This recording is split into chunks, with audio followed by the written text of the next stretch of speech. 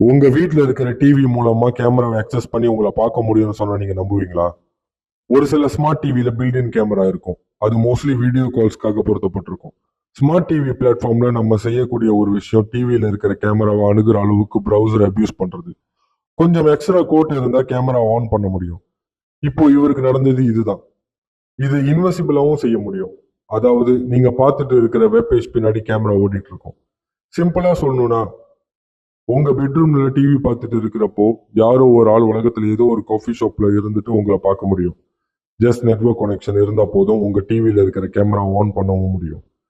இதுல பயங்கரமான விஷயம் என்னன்னா கேமரா ஆன்ல இருக்கிறதுக்கான எந்த அறிகுறியும் தெரியாது. ஈவன் ஒரு எல்இடி லைட் கூட இல்லை.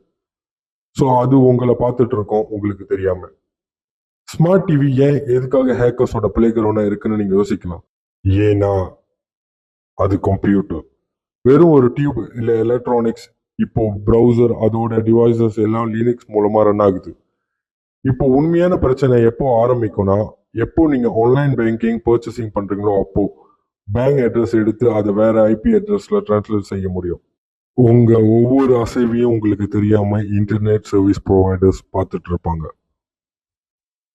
Even you don't think you are being tracked online, you are.